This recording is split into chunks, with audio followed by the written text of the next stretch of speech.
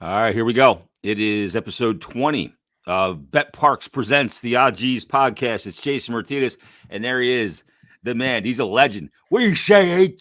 A legend? In whose mind am I a legend? In the Lima's mind. No, that is not the case. That is certainly not true, Harry. That is fake news. Can you answer me a question? Yes. Why is everything so friggin' difficult to open? What do you mean open? I'm trying to get my stupid 5-hour energy open, and they got this shrink wrap shit on it. Dude, I'm telling you, I have a scar to prove it on my hand. You probably can't see because it's too bright, but there's about a 1-inch scar on my mitt here. I was trying to unpackage or unwrap, I should say, a device that I bought at Lowe's for my mom when I was down in Florida. And that's how I cut my hand, is trying to get the goddamn shrink wrap off of the thing. Yeah. It's everything insane. Is shrink wrapped. Yeah. I bought it. I want to use it. Right. I don't need to have I need to engineer a way to open shit anymore. Right. Now you're talking about what, like a little 5-hour thing there, right? Yeah. I mean, that's because some idiot, years ago, went into a grocery store and peed into a bottle of something. So now all the lawyers convene, and now we have to, ratchet up the security for everything that is consumable in a store because of some idiot. Because of one idiot. Right. So I got to spend 10 minutes trying to reverse engineer how to open a 5-hour energy. Yep. It's unbelievable. You should see what it's like. Like, you don't have kids, but around Christmas, Harry. Oh. Like kids' Christmas presents, like little things. They come in this plastic that you gotta cut. Yeah, you gotta cut it. Your hands. It's the toughest shit that you've ever come in contact with. Like, seriously, you can fly a plane with this shit. Yes, unbelievable. It's good though. This 5-hour energy. Oh, you love that, huh? Grape. Yeah, I don't need it. No. What time do you get up, Harry? I mean, if I was sponsored by it, I would say I needed it, but I don't need it. I was up today at 4:00 because the Lima was supposed to be flying to Florida at very early in the morning, but she ended up postponing the trip because we got a little flooding in the house last night after another torrent of rain ripped through the area. 2.3 inches of rain last night in my general area. I'm sure you got similar. And we got a little flooding, so she postponed the trip. But needless to say, she woke up first at the normal time to get the plane. So therefore, I was awake, and I'm not going back to sleep. Once I'm up, and I'm angry, and I'm ready to go. You can't reharness the anger. Right. I should have done morning radio today. I should have filled in for Rich Zioli instead of Nick Kale. Yeah, what's Kale doing stuff on the Big Talker 1210? Yes, and that's kind of what he sounded like today. There might have been some malfunction with their app because I was listening to it to start the show, and he sort of sounded like that. It was really kind of a weird voice because you and I know his voice. Yeah. It did not sound like him.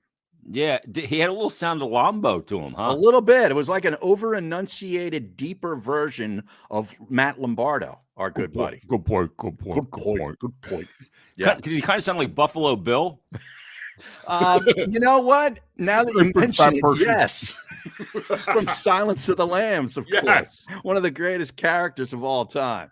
I love it. You're a great big fat person. Yeah. When he's at the door there, he kind of opens the door just a little bit. So classic. Let's tell people before we go any further, because we're off the rails here already. I love it. Good. About the you did wake up with a bird today. I love it. Let's tell people about the Bet Parks app, because the new app is out here. Yep. It's the Bet Parks Casino and Sportsbook app, and it is now live. Yeah, and take it from me, Jason. The new Bet Parks app is everything, and I mean everything that you want in a mobile casino and sports book. It's like a mobile casino right in your freaking pocket. Yeah, it's beautiful and so easy to use. And we've got, I'm calling this, Harry, an industry-leading standard for the promo. Just use Jason, Jason 750, and you get a $750 risk-free bet. Now, that's for new and existing users. And existing. See, that's the key, because normally it's just new for this kind of stuff, right? Yeah, that's the sign-up bonus usually, right? So you can use that. Terms and conditions apply, and you can bet on anything you want, from player performances, props, teasers, parlays, same-game parlays, first to score, you name it. You got NBA playoffs right now. Mm-hmm. Great stuff betting there. I was so into it. I watched the Sixers game in its entirety, but I also tuned in to catch the end of that Mavericks Jazz game. Mm-hmm. What a performance from Villanova's Jalen Brunson in that game. I don't know if you caught any of it, but this dude went for 41 last night, committed 0 turnovers, and also 0 personal fouls. What a game he had. Yeah, incredible so he scored 41 points with 0 turnovers and 0 fouls. And had the ball in his hand the entire second half. Holy shit. What a performance. Unbelievable. Yeah. Wow. The playoffs have been great. I mean, this Nets Celtics series, that first game came right down to the wire with a little lay-in from Tatum to win that game by 1. I mean, these Sixers games have been good. They've been playing their asses off. So thus far, I'm into the NBA playoffs. Absolutely. So you got that to get in on. NHL playoffs around the corner. So download the new BetParks app today. You do need to be over 21 and present in Pennsylvania or New Jersey. Gambling problem, call 1-800-GAMBLER. How we haven't had a chance to talk, and I knew it was going to become like a hot topic on sports radio when the Alec Boehm thing happened. Oh, yeah. And what did he say? He said after he had committed a couple of errors, I think he had 3 errors in the game at third base that night, a really bad night. And then he finally makes what was a routine play. And, of course, he gets the Bronx cheer from the Citizens Bank Park faithful. And you could see him mouth it as he's going back to his position. I fucking hate this place. And you know what? I was just like, I was kind of laughing. I didn't realize that's what he said until I saw it start to blow up on social media, and Crossing Broad, of course, has it, as they have everything. And I just laughed my ass off. I'm like, man, I say that 3 times a week. Bingo. I was on a show and they asked me about it. They said, yeah. And the guys were kind of outraged by it. I was doing a podcast and they were like younger guys. And they're like, yeah. And I go, seriously? I say that all the time. Yes. I'm on the Schuylkill in traffic. I fucking hate this place. You waking up to the weather. Right. The weather drives me crazy. Yeah. Look, he's actually a Philadelphian now. Mm-hmm. Because we do hate this place at times. Yes, but he's also a Philadelphian because he owned up to it. He didn't try to dodge it. He didn't try to deny it. He was asked about, I think, Jim Salisbury, doing his job after the game, asked him point blank, hey, it kind of went out there on social media that, what you said after making that play. And he just owned it, and never tried to bury it. No, it was an incredible way to handle it. Yeah, I agree. And then the fans the next night give him an ovation. Mm-hmm. And their shirts now. I fucking hate this. Right. I want one, by the way. I do too. Because I agree with you. That was the first thing I thought of. Like, I say that all the time. Yeah. Should I, is that bad? People were like, oh, he needs to apologize for why? Yeah. Why? He's emotional. Right. And they're giving you shit because you made some bad plays and you're making a donkey play. Right. And they cheer you. Yeah, fuck you. So I fucking hate this place anyway. Exactly. Yeah. You know how many times I said that at the radio stations I worked at? I said it multiple times in a day. Yeah. Not on the air, Harry. No, of course not. You'd be in there some days, you'd be like, Jesus Christ, I just fucking hate this place. Yeah. Except the day that I did drop the F-bomb per your request, by the way. Yes. When I forget, how did we do that? Because was it during break? Because it went out over the stream, but not over the air. But you wanted me to drop some F-bombs and go crazy. And I did it. Well, I told you, I said, you can drop an F-bomb and the people on hold and the people on the stream will hear it and you won't violate They any dumped it over the air then, Yeah, right? because people were being idiots that day. Yeah. Okay. And you just had enough. Yes. And you're like, would you shut the fuck up? And then everybody, even the people on the air that didn't know, got in their place. Right. Because you went there. And you had the balls to go there. Right. I was like a little marionette for you, wasn't I, when I was at the place when you were still in management? I was always trying to stir you into a direction. Yeah. I did the same thing at WIP. I'd always pop in during breaks and try and influence programming. When I wasn't on the air. Right. You're a shit stirrer like me. Mm-hmm. That's why you and I got along so well. Yeah, exactly. It's funny. I didn't yell, I fucking hate this place like Alec Boehm a whole lot when you and I did the show together. No. at least not during the show. No. But when I was working with my other partners, I think I yelled it quite a bit. And so I did a show and somebody asked me about it. They said, you worked with Mike, you worked with Anthony, you worked with Harry, and blah, blah, blah. And I'm like, well, Harry and I, it was great. We just shot the shit for 4 hours. Right. And that was it. And he goes, what was it like with Mike? I'm like, well, with Mike, we were trying to do good radio. Like, and I you said, did. Yeah, it was a great show. Yeah, it was. The roles were really defined in the sense that, like, Mike needed somebody to add some levity to his lawyering and his litigating. Right. So I tried to do bits and stuff with him. I said, but with Anthony, I go on a whole rant and blah, blah, blah. And, this has bothered me. And he go, oh, forget about that. Yeah. He'd shut it down and disregard it. Yep. Yeah. It was like, what do you mean forget about that? It's not important. I'm like, no, it is important. I just went through why. Walked off. No, you should have just taken off the headphones, gently put them down, and just walked off. Yeah, I was just like, oh my God. Come on, dude. Really? Yeah. I mean, the day we got into it, when I told him that he ran a caller. Uh-huh. Oh man. I thought he was gonna squash me like a peanut. Yeah. He could have too. Yeah, because he always wanted to have that perception that he was, oh man, the people, hey, oh, what's going on? It's the greatest, right?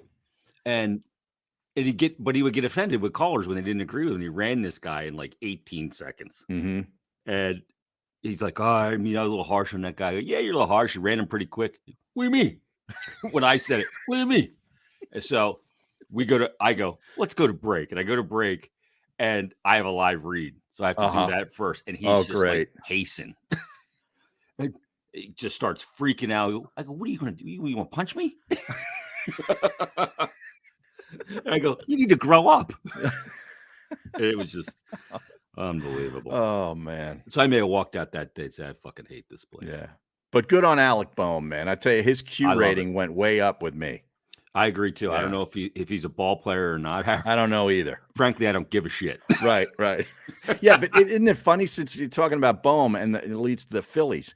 Everybody's all excited, for opening day, and they started out scoring some runs against the A's, and then they started playing the division, and then they started quickly losing series, and they've already become almost unlikable and a little bit unwatchable, and we're only halfway through April. Yeah, and again, it's the stupid Marlins. Yeah, Marlins and the Mets. Yeah, it's unbelievable, and already I'm seeing, well, Girardi's in the final year of his deal. Yep. How long's he going to last? And he adjusted the lineup after like 8 or 10 games already. Yeah. It's like a panic move, isn't it? Well, I mean, the thing is, too, like half the pitchers aren't even ready because they didn't have a full spring training. Right. And then the other part is, what's the way you win in baseball? They say defense and pitching. Mm-hmm. And the Phillies don't have defense and pitching.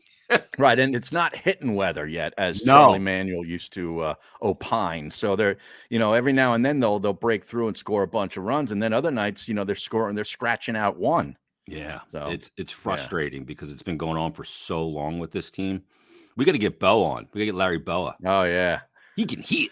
I'd love to ask him when we do get him on about the Kershaw decision.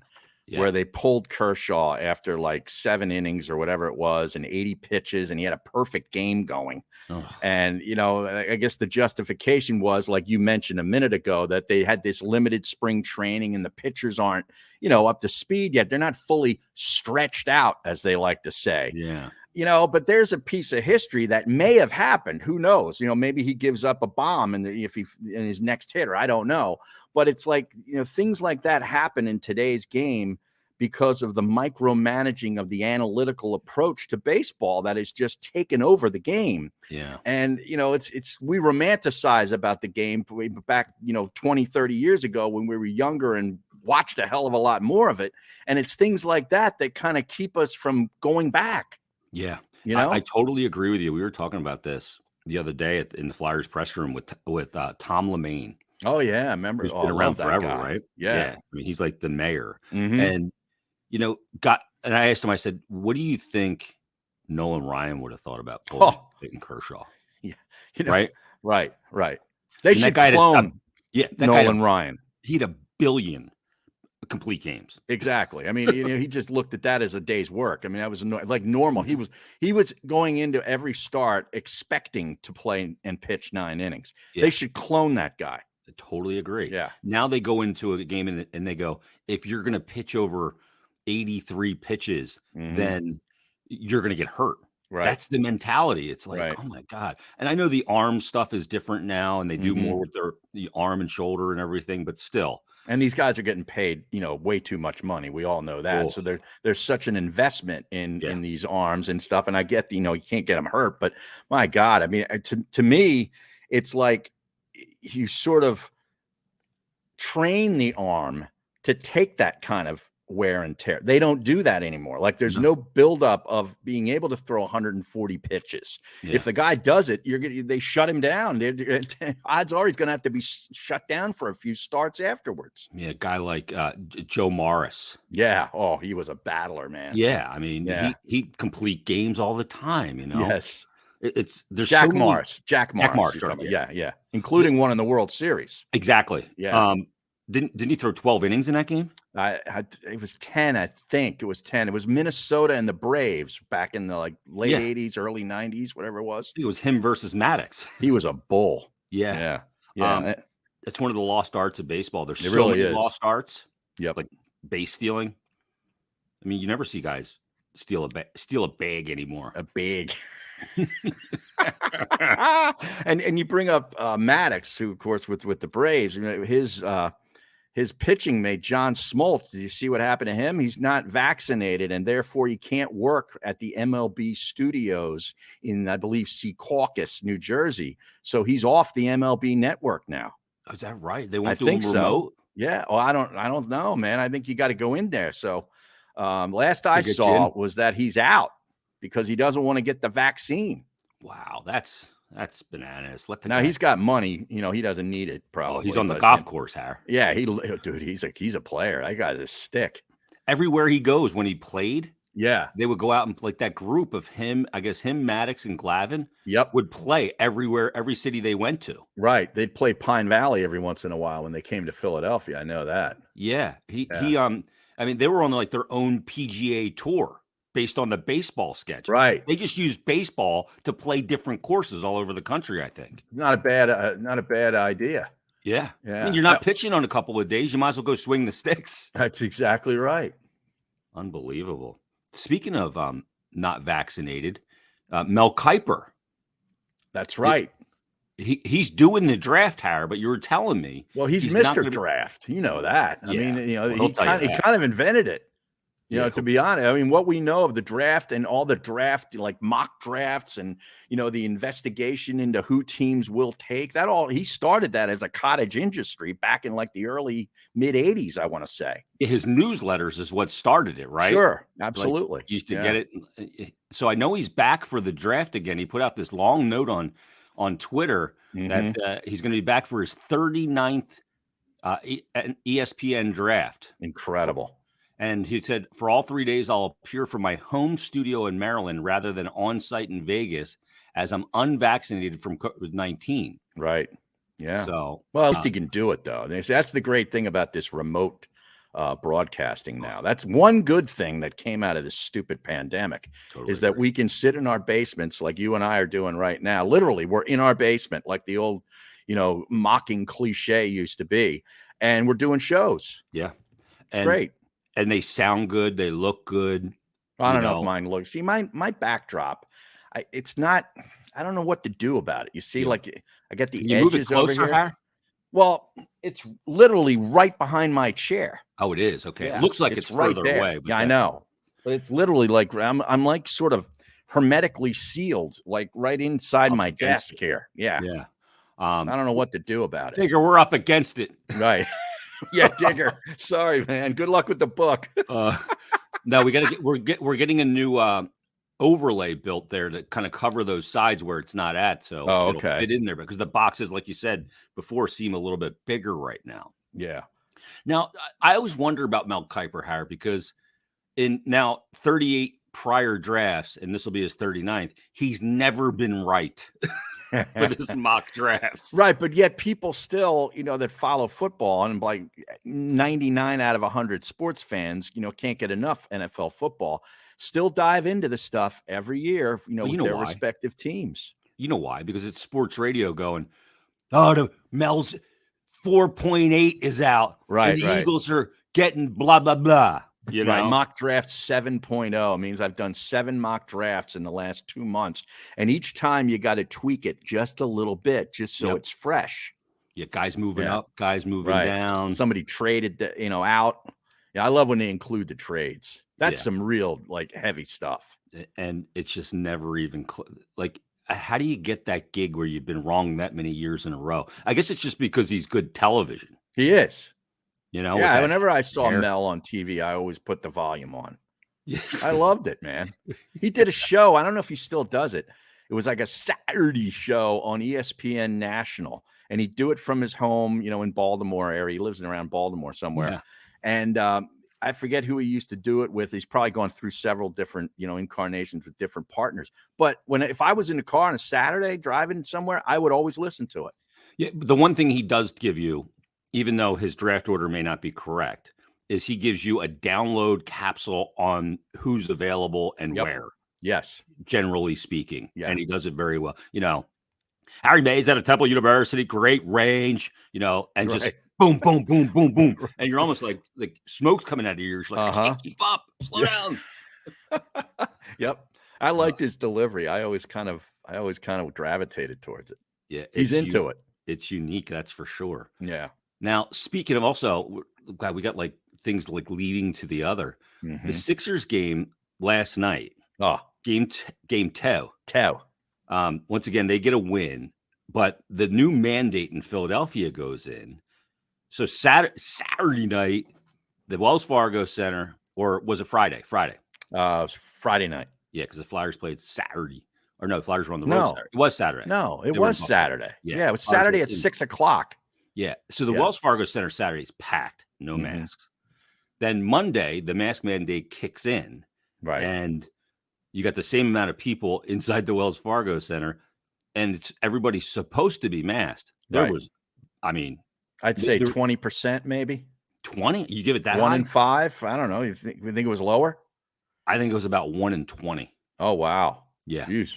So maybe 1,000 people of the 21,000 in attendance. Okay. See, I couldn't really tell in the upper decks, like the second or third tier, what was going on, or in the suite area. But I know in that lower bowl area around the court, there was hardly a mask to be seen. And I was just like, yeah. Yeah. It's bullshit that they put this back into place in the first place. I think so too. If you want to wear one, go ahead, knock yourself out. I'm never going to mock you. I'm not going to rip you.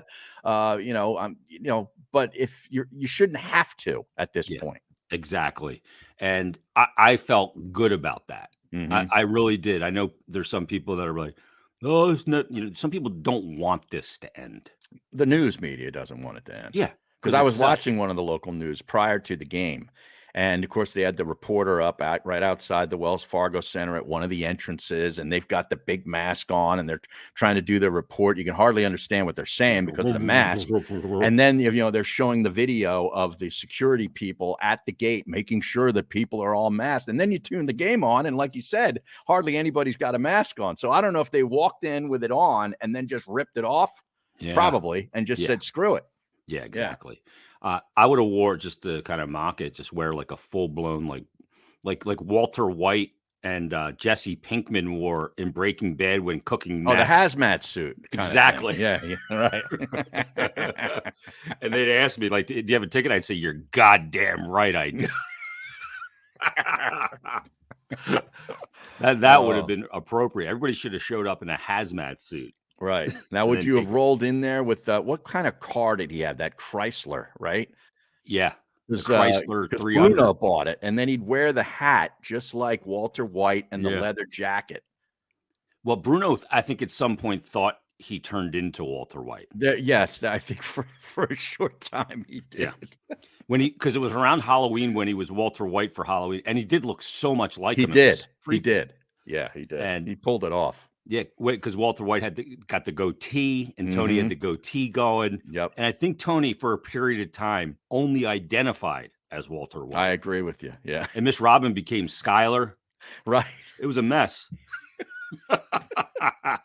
Oh, unbelievable. Oh man, I just couldn't pull off the Jesse Pinkman part of it. Yeah, Aaron Paul, he's great. Yeah, he is. I remember we had him on when I was working with Mikey Miss. We had him on at the Super Bowl when it was in New York, right? And then we get him on at the Super Bowl at Radio Row, and he walks up, and Mike's like, "All right, we got from Breaking Bad, plays Jesse Pinkman, it's Aaron Paul," and he goes, "What's up, bitches?" Yeah, I remember that. That was great. Now, what has he done since? That's a good question. I know he did some movies and stuff, but I haven't seen anything that was really that great. Is he one of those guys that could just get totally typecast? That's what I was wondering. I was going to wonder it aloud with you that he was that was such an iconic show, and he was such a big figure in that show. That is there anything else for him? Yeah, I don't know, because you just see him and you go Jesse Pinkman. Right. There's a lot of guys like that, but Cranston was great in the show as Walter White, and he's done other things, and I've watched him in it. But he did a lot before that too. Right, he did. He was very well established, and he had range. Yeah. He was Tom Watley in Seinfeld. That's correct. Was it Tom Watley? No, was it? I can't remember the first name, but he was the dentist. It was Watley. Yeah, the dentist. Yeah. So he's managed to not get typecast in it, but there's a lot of guys that you can never get past that. It was, I wonder if James Gandolfini was still alive and if he was doing other stuff, if you could get past it. He did some other movies. Yeah, he did that Castle movie, the prison movie with Robert Redford. Mm-hmm. He was in stuff before. I mean, he was in True Romance. Correct. Yeah. But I think he could have withstood it. Yeah, he's such a great actor. He was. God, he really was. Like his stuff in The Sopranos, like he didn't have to say a word. He would just go, like, breathe through his nose, just go, and you could that look. He'd give it that look. Yeah, like sitting there across from Melfi. Why do I always got to be the SAG clown? Yeah, sitting in the chair. Sort of. So good. So just such a good show. Now, did you see your buddy, your boy, Chris Pronger is on Twitter? Yeah. Have you seen this? I follow him now. I did as well, and he's going in some interesting, never seen directions before with his tweets. Yeah, the thing that caught me was like a week or so ago. I think when he first signed up, he started putting out about the salaries that the players make, and then all the stuff that gets taken off the top, and what they end up with at the end, and they should they should invest this stuff properly because careers only last X amount of years. It was pretty interesting stuff. Yeah, because we don't realize, and he's talking from an NHL standpoint. So he did it when you hear about player X making $30 million over 5 years. He broke down what they actually get. It was interesting. The $6 million per, and all the things that come out of it, like escrow. Like escrow is a big thing. I wasn't aware of that. Yeah. The escrow deal with hockey. Yeah, because they split revenue 50-50, so they take a certain amount of escrow, and if they meet a certain threshold, they get it back. But if they don't meet it, then that comes out of your salary. And he's saying they basically don't get the money. That's like 10% off the top of whatever they make is gone. Yep. And in that case, it's $6 million a year. That's $600,000. Mm-hmm. And so you're starting at 540 or 5,400,000. Excuse me. Yeah. Yeah. It like we make this assumption when we see player X signs a $50 million contract that he has $50 million. Right. That's not the case. Mm-hmm. And I think I firmly believe this. I hope he talks about this at some point, because I believe that teams that are in states like Florida, Texas, Nevada have an advantage over states like New York, California, and certainly north of the border. Big time. Because of no income tax. Yeah, the state income tax. Correct. Yeah. I mean, that's you can pay a player significantly less money and they bring home more. And in capped sports, that matters. It's huge. You're exactly right. I think it's a big advantage. And, like Giroux gets traded to Florida. So I was wondering how that works. The Flyers retain half of his salary. So he goes to Florida. And what happens here, like I never knew this, is Florida will pay him his full paycheck out of the Florida Panthers account, right? Okay. So fully untaxed. Okay, and Down then the there now. Flyers send the Florida Panther the half of it? At the end of the year, the Flyers will send them that, but he doesn't get any recapture on those taxes because he played for that team. So when he got traded to Florida, he got a huge increase, about 10%, Wow. just for the remaining part Well, of it. now what about the road games though in areas that do have the taxes? Don't they get whacked for that? Yeah, a lot of places you do. You got Yeah. I can't imagine what it's like to file an income tax return for a pro athlete that plays all over like 82 games. Right. Like over in Vancouver, we got to pay their tax. Over here, we got to pay their tax. Right. I mean, what a nightmare. That's why I you would need like my buddy Jay Lipschutz to do your taxes like he does for me. That's exactly right. Been doing it for over 30 years. There's certain cities I would go to and be like, I'm not playing tonight because it's going to cost me money. Yeah, right, right. Maybe that's what these NBA players are doing. They're not doing any load management. They're just like, screw it. I don't want to play. I don't want to pay any taxes. If you're going to rest me, don't rest me in Houston. Right. Rest me against the Knicks where I'm losing 12%. Exactly. When you think about, you think about like some of those guys get like, $280,000 per day per game. So, yeah, that's a huge nut. Well, I mean, like James Harden, he makes like $500,000 gross a game. Oh my God. You Yeah. gotta be kidding me. 14 He makes like $41 million and they play 82 games. It's like a half. So Holy think about shit. that. That is freaking bananas. It's unbelievable. I remember when we got to the first $100 million athlete, but geez, this is crazy. 41 mil in 1 year. God, it's good money if you can get it. No kidding. Speaking of which, Dwayne Haskins had that really horrible accident and lost his life. For some reason, he was on that highway and got hit by a dump truck. Oh, terrible. Jesus. Yeah, he was a great college player. He was at Ohio State. His pro career, as Adam Schefter detailed, wasn't off to the greatest start, which was totally inappropriate. Time and place, Adam. That's not the time to be basically telling the world that the guy stunk as an NFL quarterback when he's meets his untimely demise via dump truck on the highway. So bad on Adam Schefter for that. And he took a beating on social media, as he should. But I want to know is, what was he doing on the highway? Did he run out of gas and he doesn't have a cell phone to like call, I don't know, AAA or something? What's he doing walking on a highway at 6:30 in the morning? That's the thing. I haven't heard any kind of verification on that. Yeah. And he's trying to cross basically 95 down there. Yes. It was right near the airport, I think, near the Fort Lauderdale airport, wasn't it? Yeah. What busy area. What could you possibly be doing? And, sometimes you look at it's hard. How would he get hit? The guy can move.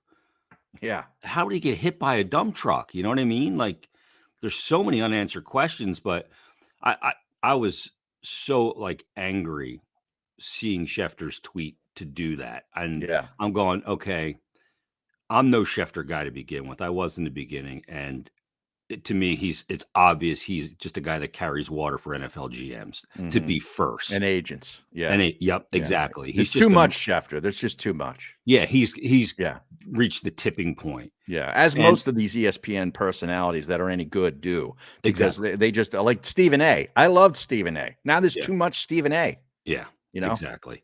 And it becomes too much. And I just go like, I go full like Nahagian, like, what was he thinking? I know. Like, why would you put that in there in the announcement of a guy's passing? Oh, can you imagine if he worked for Matt and put that out there on his station's Twitter?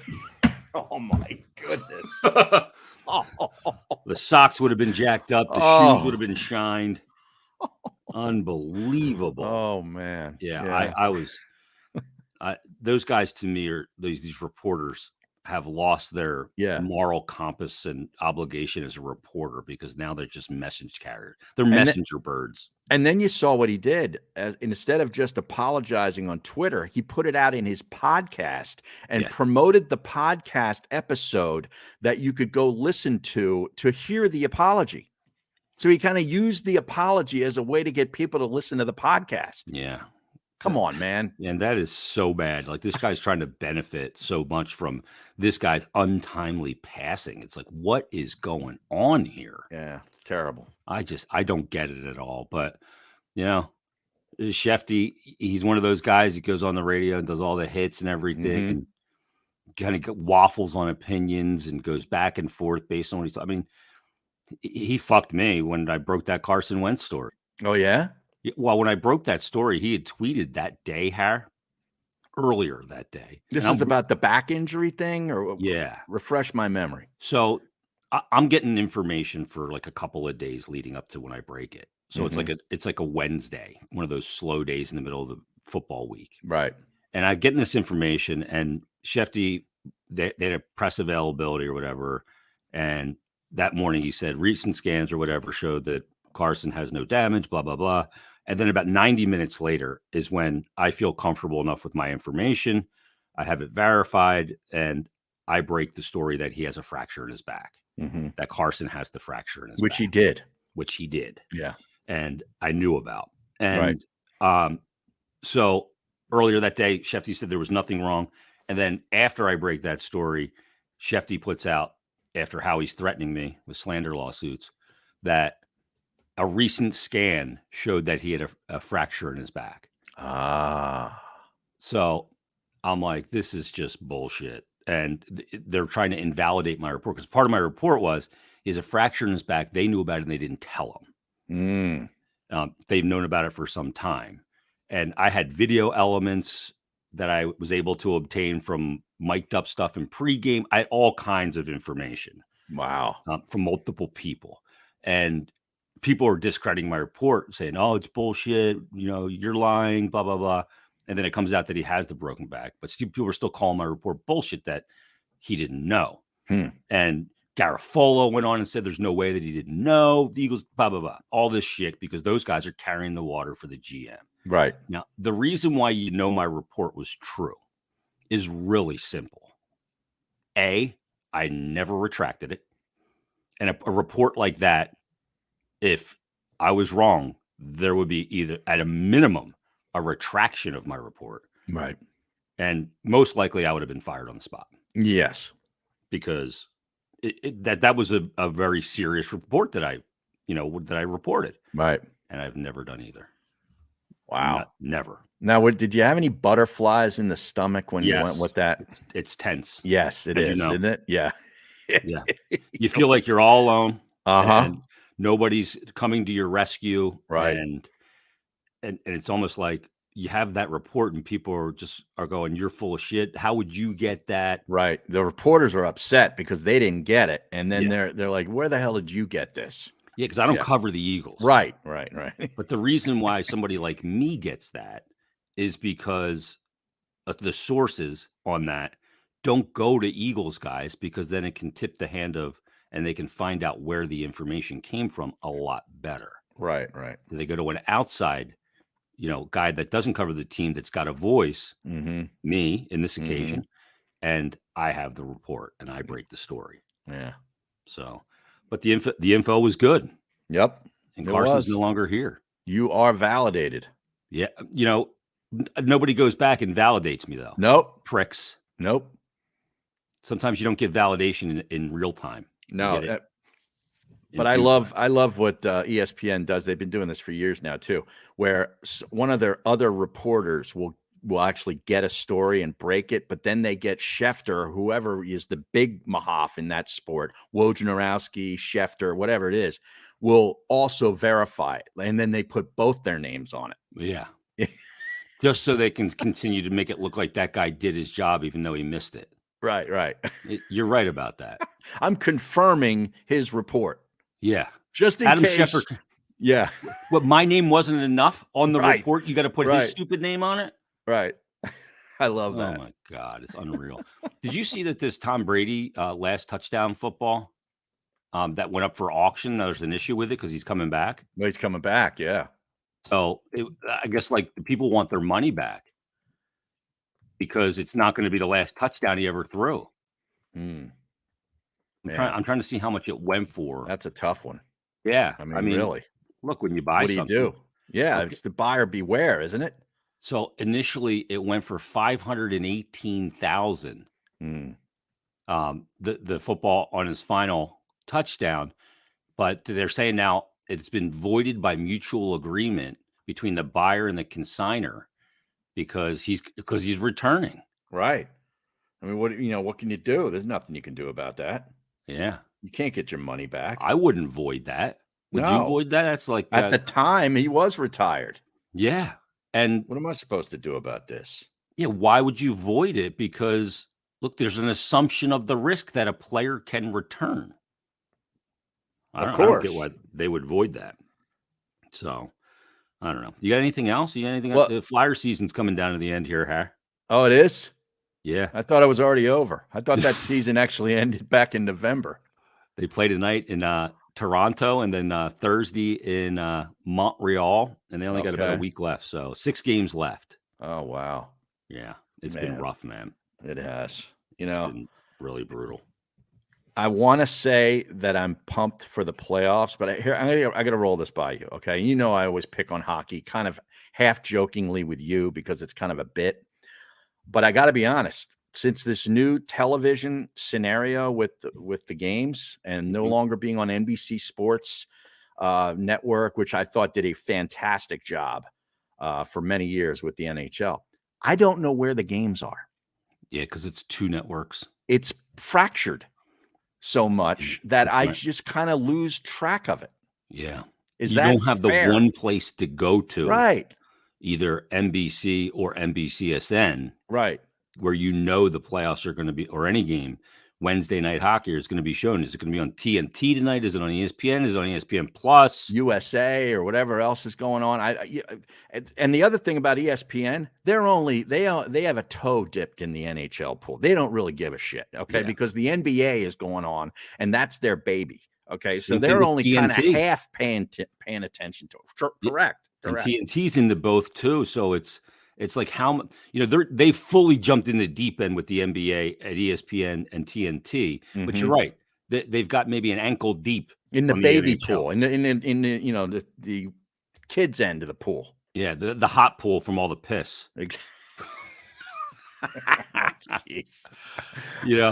But okay, so you agree kind of with me? Yeah, it was a centralized location last year with NBC and all those years with NBC. Yeah. And it is fractured now, and it is more difficult to find if you don't know where to look. And, you don't see the amount of promos that you would need to see to tease you in. Maybe you will during the playoffs. I mean, the NHL playoffs is great, but when does the NBA go to just national broadcast?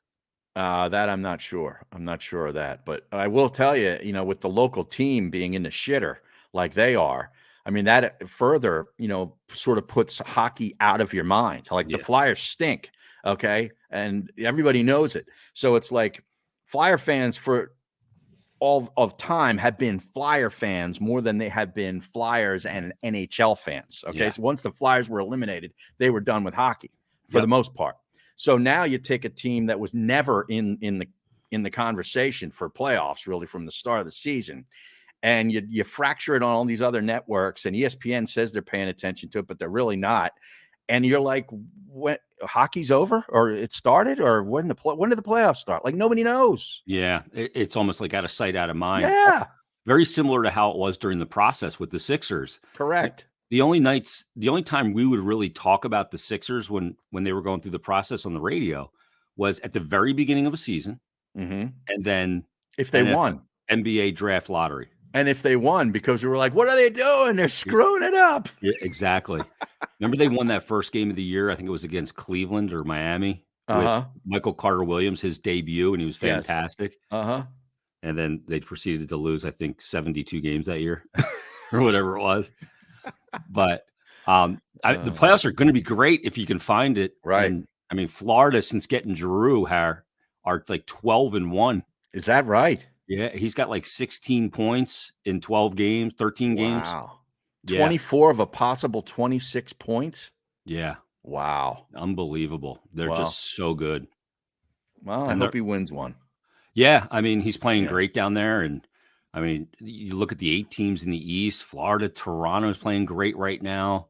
I mean, they're 8-1-1 in their last 10. Tampa, 2-time Cup champ. Boston's always Carolina. in that mix. Carolina is right there as well. The Rangers are good. Pittsburgh and Washington. Like the Eastern Conference is going to be just stacked. Look, I look at it and I go, Okay, I can maybe find 3 teams in there I don't think can get to the Cup, which leaves 5 that I think can win the Eastern Conference. Wow. That's nuts. That will be great playoffs. What about in the West? Is it that packed up in the West, or is there only like 2 or 3 teams? Well, there's more races to get in the West. The East has been determined for so long, but in the West, I mean, Colorado is the team, the best team in the league. Right. And then St. Louis is a really good team. Minnesota's good. Calgary, better. Right? Calgary, that's my pick to come out of the West. Right. Now, Edmonton's playing better all of a sudden. The Kings are in the mix, and it looks like Vegas is going to miss out for the first time in their franchise's history. They lost to the Devils last night. Wow. This is good hockey breakdown. I'll tell you what, those Vegas fans, if they don't make the playoffs, man, they've suffered. Yeah, right. This is more hockey than you get on ESPN in a week. Exactly. And 10 times more than you get on the local radio. I do love Barry Melrose. I always like Barry Melrose. I need more of him. I had him on the podcast one day. He's great. And like on TV, he cleans up real good. But when I had him on the pod and we're on video, he's unshaven. He's all like very unkempt. He doesn't have all the product in the hair? No. And no suit. No, you never shoot on. That's a beautiful suit. He'd always have the pinstripes rocking with the big shoulder pads. Yeah. He still wears that shit. I think they went back to his dressing room from '96, right? And he just wears all that stuff. Yeah, all the Brooks Brothers stuff from the mid '90s. Yeah, with the pointy toe shoes. Yep, the fence climbers. My dad used to call those fence climbers. You get the point right in there in the fence and climb it like one of those metal fences. Yeah. So, yeah, you bring up a good point though. So we'll see how it goes. Yeah, it's fun to gamble on though. It is. And speaking of gambling, my 2 plays in the NBA playoffs, I'm taking the Nets +4 and the Sixers -2 in the next game. All right, so the Sixers going north of the border, and you'll take the points there without Thibault. Sans Thibault, correct. Okay, well those are Harry's plays. Get them in on the all-new BetParx Casino and Sportsbook app. It is now live, and like Harry said at the beginning, the app is great, so easy to use. And it's everything you want in a mobile casino and sportsbook, and easy for Harry to get those plays in. It's simple. Like having a mobile casino right in your pocket, Jason. Yeah. And so just sign up. Do yourself a favor. Sign up and just check it out. Peruse around a little bit. Make sure you use that promo code Jason750, JASON, no Y in my name. And you'll get a $750 risk-free bet. And that's for new and exist. Like you can take advantage of that today, Harry. Correct. So just use the code, and you get that $750 risk-free bet. Terms and conditions do apply. So make sure you get the Parx app. It's simply fantastic. And when you got the NBA playoffs going on, the NHL playoffs around the corner, and baseball, not to mention you can bet on tennis, golf. I'm going to have an F1 play coming up later this week as well. Oh, what race is coming up? They're headed to back to Europe to Italy to go to Imola.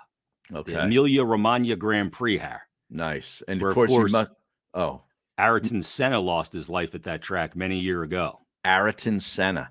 Yeah. Do you know who Senna is? No, I do not. So you never seen the Senna documentary, one of the great documentaries of sport? I have not. It's on my list. He's a Brazilian F1 driver, one of the great drivers. Back in the days with Alain Prost, Niki Lauda. Oh, I remember Niki Lauda. Yeah, that name's very familiar to me. And he was a great driver and lost his life at the Emilia-Romagna Grand Prix at Imola way back. And do they have a memorial there for him? They do. Okay, good. Yeah, and kind of on an innocuous turn too, where it happened. So that's where they'll be. So I'll have an F1 play as well. So make sure you download the BetParx app today. You need to be over 21 and present in Pennsylvania or New Jersey. Gambling problem, call 1-800-GAMBLER. So that's it, right? Episode 20. Episode 20 in the bag. 21 coming up next week. We'll see if the Sixers wrap up this first round within the calendar week here. Yeah, hopefully so. Right? Yeah. Move on to the second. Who would they get in the next round of the playoffs? I think they get Miami. Oh, okay. Miami's going to dispose of the Hawks, and they're the 1 seed. So I think the 1 would play the 4. Ooh, that'll be really compelling. That'd be good stuff. So that'll be coming up on episode 21. Everybody, thanks for listening. Make sure you subscribe, like, and leave us a rating and review as well. And we'll talk to you next time on BetParx Presents the Odd G's podcast.